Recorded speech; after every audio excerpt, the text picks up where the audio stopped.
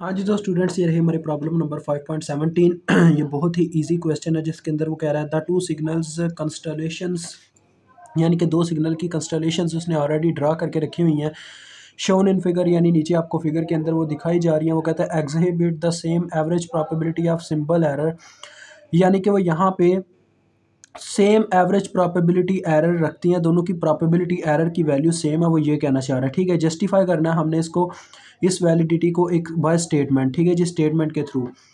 तो वो कैसे कर पाएंगे, देखें। वो कहता है which of this two constellations has minimum average energy, यानी कि आपने इनकी मिनिमम एवरेज एनर्जी कैलकुलेट करके देनी है। ठीक है, तो जैसा कि बच्चों आपको इसका फार्मूला याद होगा एनर्जी का, जो हमारे पास एवरेज प्रोबेबिलिटी एनर्जी एरर होता है, वो हमारे पास P E is equal to 1/2 error function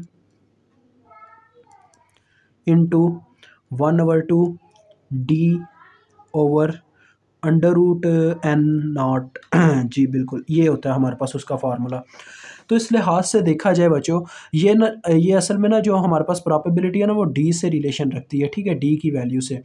तो अगर डी मिनिमम होगा तो आपकी प्रॉपेबिलिटी मिनिमम होगी। ठीक है, मेन चीज़ ये है। तो हमें डी की वैल्यू मिनिमम हासिल करनी है।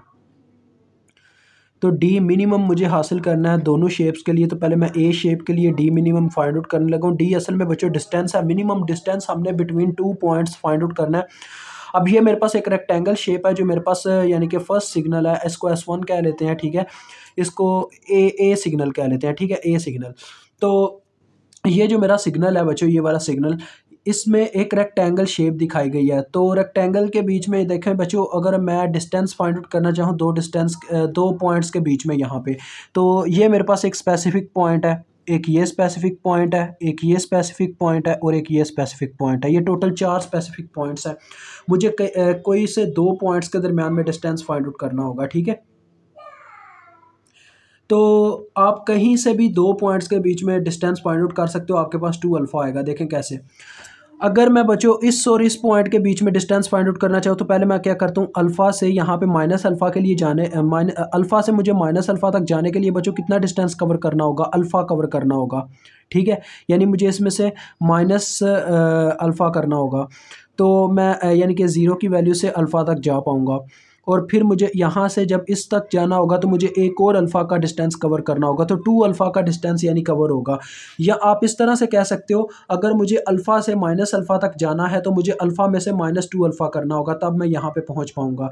अगर आप इस तरह से समझो यार, चलो माइनस अल्फ़ा से मुझे जाना है बच्चों अल्फ़ा तक, तो फिर मुझे क्या करना होगा, मुझे माइनस अल्फ़ा में अपना +2 अल्फ़ा करना होगा, तब मैं यहाँ पे जा पाऊँगा। यानी कि सिंपल सी बात है यार, अगर आप 2 पॉइंट्स के दरमियान में डिस्टेंस फाइंड आउट करना चाहते हो तो सिंपल सी बात है, final point minus initial point कर दो। ठीक है, तो ये आपके पास आ जाएगा 2 अल्फ़ा। देख लें, final point minus initial point. मैं यहाँ से यानी यहाँ से यहाँ जाना चाहता था, तो मेरे पास ये आप यहाँ से यहाँ पे जाना चाहते हैं। ठीक है, यानी कि इस तरह से आप इसका डिस्टेंस फाइंड आउट कर सकते हैं।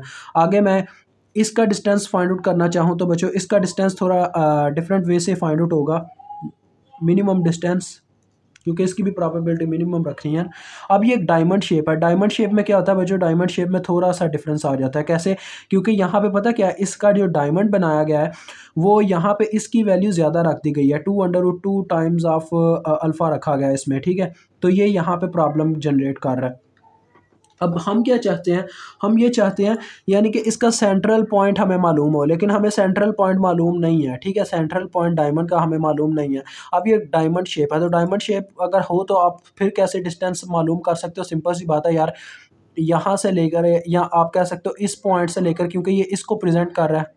ठीक है, और ये नीचे वाले पॉइंट को ये प्रेजेंट कर रहा है। मैं ये फाइंड आउट करना चाहता हूँ डिस्टेंस बच्चों, ये लाइन, ये जो आपको नज़र आ रही है। ठीक है, इस लाइन को फाइंड आउट करना चाहते हूँ, इस डिस्टेंस को।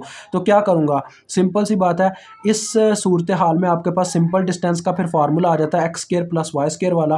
तो आपके पास इस वैल्यू का स्क्वायर आ जाएगा प्लस इस वैल्यू का स्क्वायर आ जाएगा। यानी एक्स का स्केयर प्लस वाई का square under root is equal to distance between 2 points. ये आपका फार्मूला होता है बच्चों ये भी। तो ये आपके पास देखें कितना आ रहा है, ये आ जाएगा 2 alpha square plus 2 alpha square 4 alpha square, 4 alpha square का अंडर रूट लोगे तो आपके पास 2 अल्फा ही आ जाएगा। अब इनका डिस्टेंस सेम आ गया ना, मिनिमम डिस्टेंस, और जब मिनिमम डिस्टेंस सेम आ जाए तो आप कह सकते हैं कि ये दोनों जो हैं ये आर्थोगोनल टू ईच अदर हैं, यानी कि आर्थोगोनल है एक दूसरे के, और इनके जो कंस्टलेशंस हैं उनकी सेम एवरेज प्रोबेबिलिटी होगी सिंबल एरर के बीच में। ठीक है जी। तो आपने यहाँ पे ना एक लाइन लिखनी है, यस एज बोथ आप यहाँ पे ये लिख सकते हो यार, चलो, as minimum distance of A part is equal to minimum distance of B part, so they have same average probability of symbol error. ठीक है बच्चों, they have same average probability of symbol error, ये आगे आपने लिख देना। ठीक है। और वो कहता है which of these two constellations has minimum average energy, इन दोनों में से एवरेज एनर्जी किसकी कम होगी, वो ये कहना चाह रहा है। तो अब एवरेज एनर्जी की तरफ अगर बढ़े तो एनर्जी के फार्मूलाज तो आपको सबको याद है यार, इतना तो मुश्किल काम नहीं है। एवरेज एनर्जी का जो हमारे पास फार्मूला हुआ करता था वो हमारे पास एक लिमिट से लेके दूसरी लिमिट तक और आगे सिग्नल प्रेजेंट करना होता था। अब यहाँ पे असल में हमारे पास फाई की फॉर्म में सिग्नल गिवन है, तो थोड़ा सा बस यहाँ पे लॉजिक आ जाता है।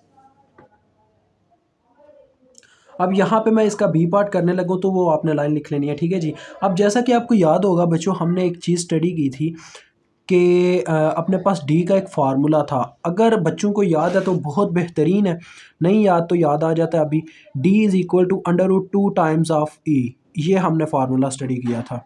तो यहीं से आप अपनी एनर्जी का फार्मूला जनरेट कर सकते हैं। देखें कैसे, नेक्स्ट पार्ट में क्या होगा, मतलब नेक्स्ट स्टेप में आपकी एनर्जी आपके पास आ जाएगी लाइक दिस, एनर्जी का स्क्वायर रूट है। ठीक है, विच इज़ इक्वल टू, ये अपना देखो बच्चों डी की वैल्यू हमारे पास कितनी है, दोनों में 2 अल्फ़ा है, तो ये 2 अल्फ़ा और इसके साथ जो अंडर रूट 2 था वो दूसरी जानिब जाके डिवाइड हो गया। ठीक है, इस तरह से आ गया।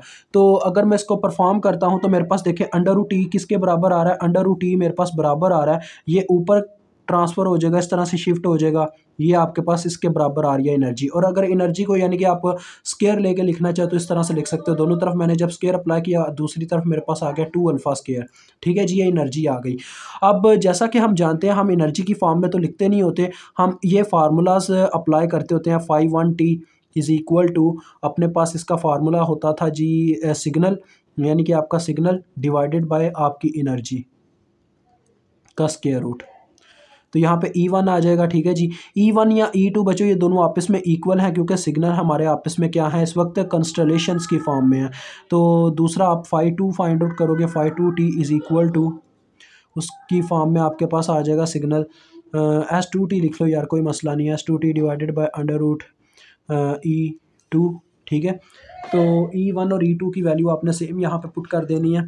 तो देखें आपके पास क्या आ जाता है, फाई 1t आपके पास आ जाता है S1t डिवाइडेड बाय, अब देखो अंडर रूट में जब मैं वैल्यू पुट करता हूँ तो ये मेरे पास अंडर रूट 2 इंटू ऐसे साइड पे अल्फ़ा आ जाएगा, अल्फ़ा का स्केयर कैंसिल आउट हो जाएगा। इसी तरह से यहाँ पे भी phi 2t is equal to S2t divided by under root 2 साथ में अल्फ़ा। अब इसको आपको याद होगा जैसे कि हम प्रेजेंट करते आ रहे हैं वैसे ही करेंगे यहाँ पे भी।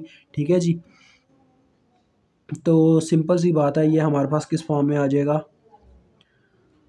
कुछ इस तरह से।